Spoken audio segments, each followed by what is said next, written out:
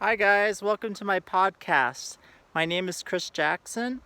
I am a twice exceptional adult living here in the Bay Area.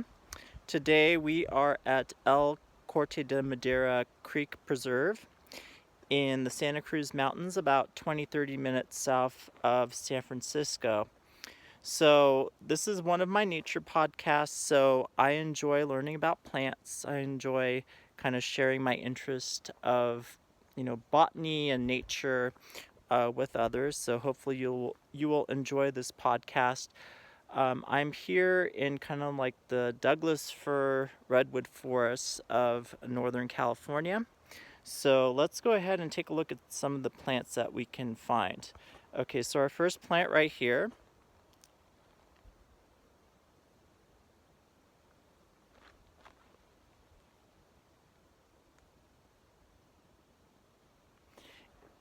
is a tan bark oak. So, as the name suggests, they are a member of the oak family. So, they have acorns, and they're actually found mostly in Northern California and also a little bit into Oregon, but they don't really grow too far north of Oregon, so you won't see them in like Washington State. So, it's actually a really pretty tree, and unfortunately, a lot of them have this. I'm not sure if it's a plant disease or an infestation, but if you take a look at this tan bark oak here, a lot of the leaves have turned kind of brownish, and it might be because it's an oak tree, it might have sudden oak death syndrome, but I'm not exactly sure about that. So unfortunately, you'll see a lot of the plants that are diseased, but in any event, um, they're still a nice plant to have here in the Bay Area. Okay, let's go on to our next plant here. So this one's kind of interesting.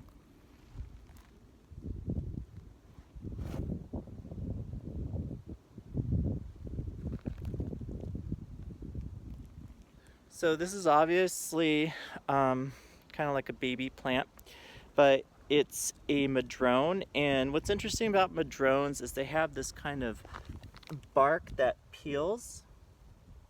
So it has kind of like a reddish bark, and it kind of peels off, and the inside is very smooth to the touch. So if you touch it, it's very kind of cool and kind of very, it's very smooth. There's no kind of bumps or anything like that. So that's a very common plant. Okay, so let's go ahead and take a look at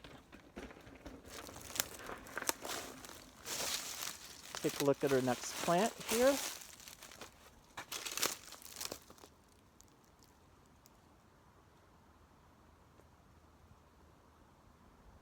And this is a California bay laurel, and they're very common in the Bay Area. They have a pleasant scent if you smell them. A lot of times they'll have kind of like yellowish kind of leaves.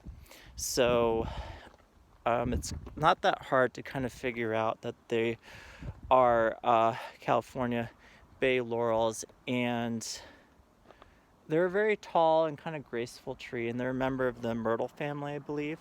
So while we're here, this is a bigger madrone tree, and you can kind of see the bark here that's reddish and that peels off quite easily. So let's kind of keep going here, and let's see what else we can find. So here is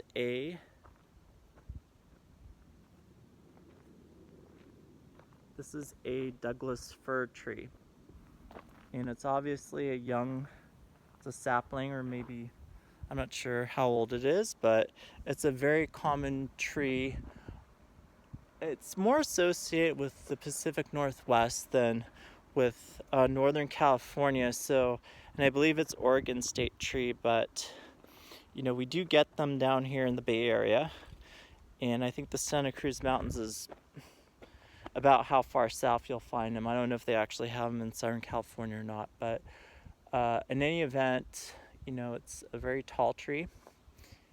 And okay, so let's go on to our next one. Our next one is a sword fern. And sword ferns have kind of dark greenish, it's kind of a dark greenish plant. And they're found in moist habitats. And so they're close, a lot of times you'll see them in the mountains or in areas that are close to the coast. Okay, so our next plant here is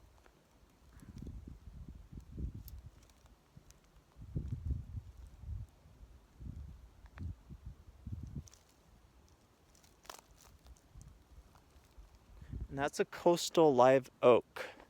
And coastal live oaks grow as far north as about Sonoma, and they don't grow too far north of that. So I don't even think you'll find them in Humboldt County or into Oregon. They definitely do have them in Southern California, though. So this is definitely the southern, central, and a little bit into Northern California. You'll see the coastal live oak.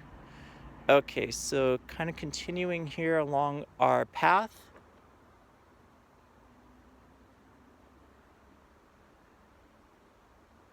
And that is a California honeysuckle. Or not honeysuckle, honeysuckle. So that's, it's a member of the honeysuckle family, so it's related to the snowberry. And it's got, it kind of grows like a vine, so it's kind of ground cover more than it is a tree. So, okay, so let's keep moving here. So, a lot of the plants that we've already talked about kind of repeat here, so we'll just kind of keep walking until we can find a new type of plant or a new type of tree that we haven't really seen yet. So by the way, it's a beautiful day here in the Santa Cruz Mountains. It's about 75 degrees, 80 degrees. So it's beautiful to be out here and walking and kind of enjoying nature. So one thing that I want to get out of these podcasts is to kind of help Twice Exceptional people find a way to kind of calm down and kind of get in touch with nature, because I think that that's very important for them, and it really helps them kind of clear their mind and helps kind of spur creativity. So I finally found another plant here. That's a new plant that we haven't seen before.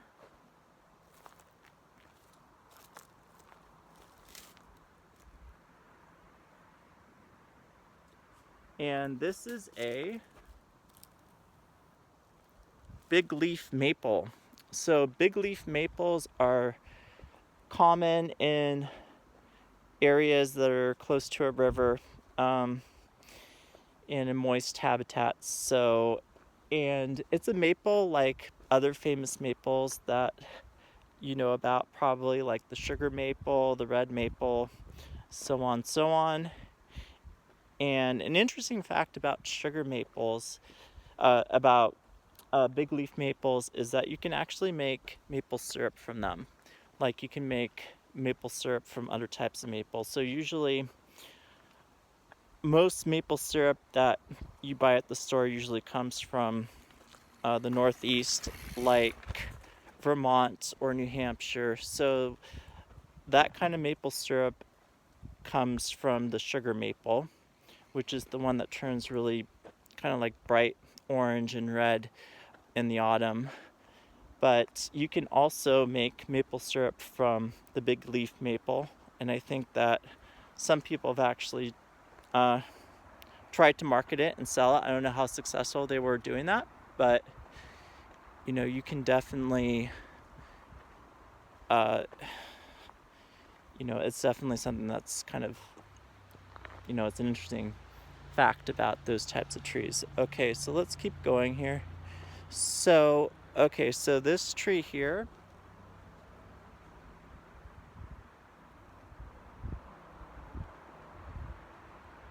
is a coastal redwood tree. So this is the tallest tree, not this specific tree, but coastal redwoods are the tallest trees in the world. I think one tree up in Humboldt County is over 300 feet tall. So it is a really majestic tree.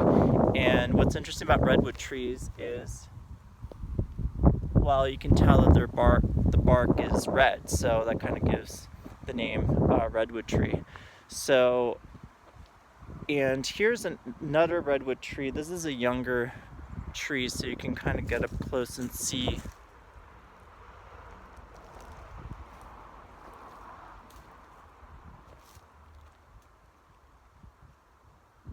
Kind of see the leaves, or well, I don't know if I would really call them leaves because it's a conifer tree, but you can kind of see what it looks like. And here's another one that is kind of, yeah, I think they call for conifers, I think they call quote unquote the leaves needles, so we'll try to be as precise as we can with that. And let's kind of keep walking here. So this is a nice flat path that I'm on, so I definitely recommend it for people who want kind of like an easy hike. It's kind of close to Skyline Road, so there's a lot of traffic close by, so I don't know if you'll get too far from nature, but it's convenient. So let's kind of go over this other plant again. And this is a coastal live oak, like we've seen before, but this one is a much larger tree than the other one that I found earlier. So yeah, so there aren't too many more trees out here that we haven't already talked about, so I think we can kind of wrap up the video or the podcast right now, but let's take a quick look at the natural surroundings.